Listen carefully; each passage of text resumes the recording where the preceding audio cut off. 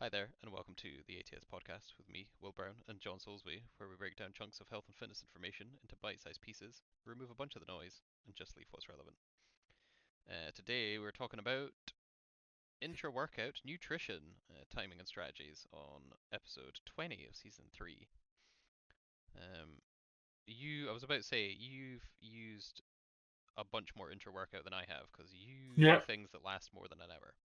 yeah, yeah. I suppose, like from a gym training point of view, I don't, I don't really know how much intra-workout nutrition is going to change anything.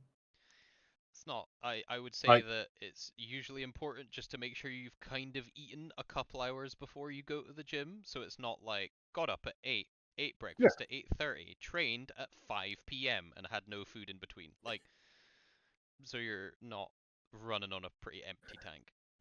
yeah, and like, let's say your diet. There's a whole other podcast which we've done some on, but like, say that's all kind of like dialed in, and you go to the gym and you train for an hour. Like having 10 grams of carbs halfway through, or even 15 minutes in, is gonna do nothing. Like, Yeah. it will take like what at best 20 minutes to half an hour to really start doing anything by the time you're done.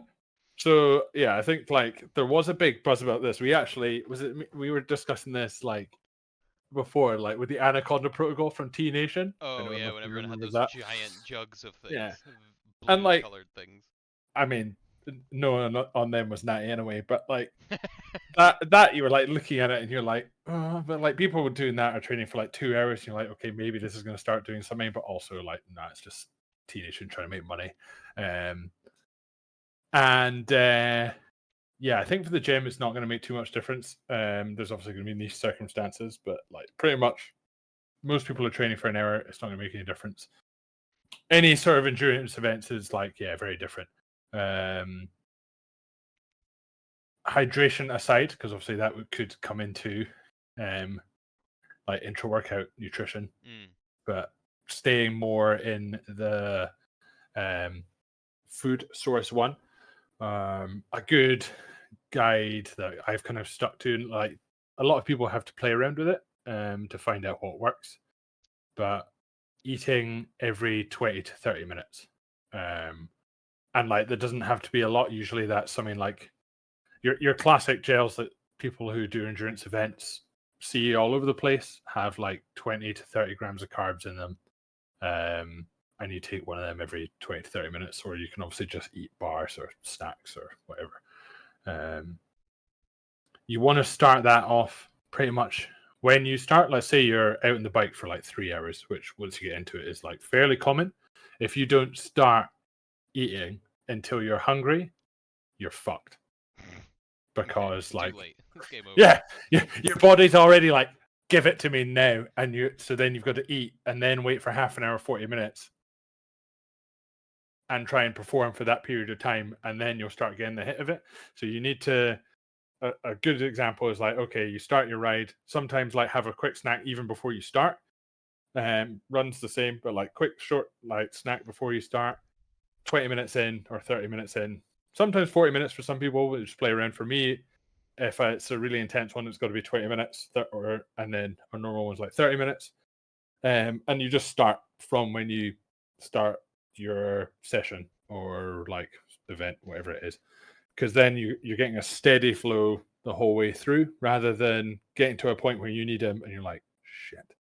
I'd be interested Um, to know if you feel like you need yours sooner because you're a lot bigger than a lot of yeah. I typical so cyclist people. So I imagine your actual muscle oh size, especially so in like quads and stuff, is way it requires a it lot more. it's through the roof. I've definitely found that coming from like a weight training background is like my muscle size and strength is like not to put a complete percentage on it, but maybe like between 5 and 10 times most cyclists that you meet. And Yeah. like that sounds ridiculous, but Until you get most to the professional cyclists who are all oh enormous. obviously they're all jacked anyway. But like your hobbyist, like most cyclists have like as an example, have never stepped foot in the gym and like can't like would struggle benching like 30. Mm. Um And then on the flip side of that is like I'm benching 100. So, and that's my worst lift by a long way. That's quite funny. I didn't because I was like, in my head, I always think of like the track cyclists, like the velodrome people, Yeah. who Oh, are they're always massive. enormous. Like Chris Hoy casually squatting like 220 for five. Yeah. But As your average like keen hobbyist probably weighs like 60 kilos, 70 kilos. And then and I'll be a little bit higher on the body fat than them, but I've also got 50 kilos on him. A lot of that's muscle mass. So yeah, when I first started, that's why I was having carbs every 20 minutes. And I'd have to start at the start. And like I'd be going out with, even on like a 2 hour ride, I'd be going out with Tom, who I rode with a lot then. He'd eat nothing the whole way around. He'd be fine because he's like 60 kilos. He's cruise round, super fit as well. And I'd be there smashing gels every 20 minutes, just like destroying myself. Um, so yeah, that's also super common. Caffeine is a great one on that as well. Like there's some really good gels that come with caffeine in them. They're absolute rocket fuel.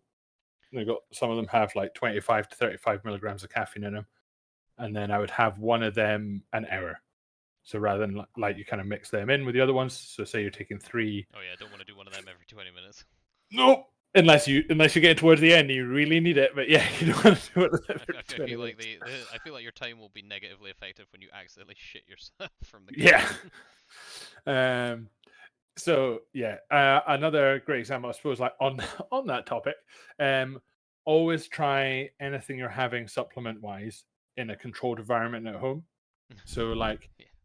never take a gel or any supplement on anything, but never take it for the first time in your race or in an event or even like out in a run, because you don't want to be halfway around and some of these things, like even different brands, can really make you feel quite unwell or make you sick or give you diarrhea or loads of like complicated issues that you can have just because whatever you're having just doesn't agree with you, and especially during exercise. So yeah, take it at home where Yeah, you're in on a an controlled environment, and if you feel horrible, it's fine.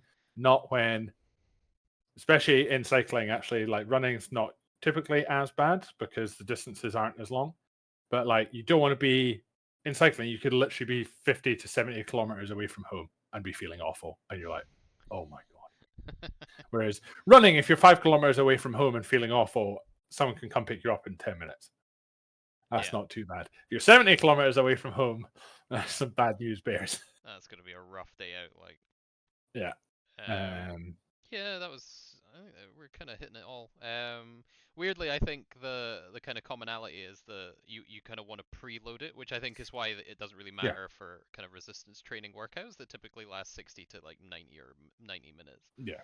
Because it's like if Um, you make sure you have stuff before and kind of make sure you have some stuff after at some point, more significant yeah. if you're in a calorie deficit where Yeah. carbohydrates will be restricted to being around the workout anyway. You just want to make sure they're in there. I know a lot of people when they're in a pretty hard deficit or at the end of a cut, when they get that little intra-workout drink that has a bit of sugar in it, they're like, "Oh my god, this feels Uh, amazing." and obviously, yeah, there's niche examples like that, and even just the placebo of that feeling amazing is really beneficial as well. Mm, So, and this is getting very niche, but like sugars like dextrose in a drink do start to get absorbed, like literally on your tongue, especially when you're in a deficit. mm. So but that's like really niche. You're in a cut, and you need it.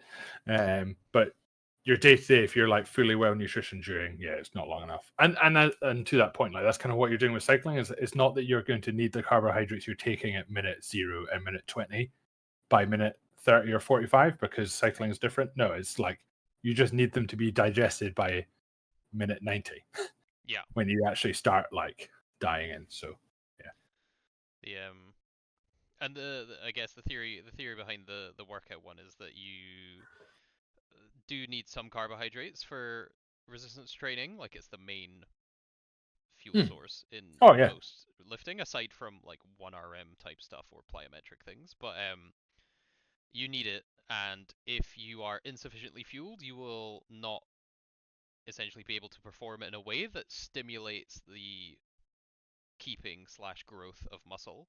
So when you're in a calorie restriction, the likelihood that you lose muscle is higher because you're undercooking your workouts because you're not fueling properly. That's like the logic behind why you want to have it around the workouts. I think it might be a bit different for cycling because it's performance based, kind of, or Yeah. different performance based. Yeah. I imagine that one is just because you don't want to swap to having to synthesize carbohydrate like glycogen from your from your fat stores through your liver because the transfer rate is terrible. Awful. Takes forever. Yeah. Yeah. Or yeah, ketosis, wherever it is. Like Yeah, that's one. yeah. Yeah, takes Or what was the other? forever. What was the other one? Like neoglycogenesis. I can't remember. Like Yeah, that's the like processes yeah, that from creating glucose from fat. no, Yeah. just seems awful. Seems awful, takes forever, useless for exercise. Yeah, never good. All right, catch you all in the next one. Bye.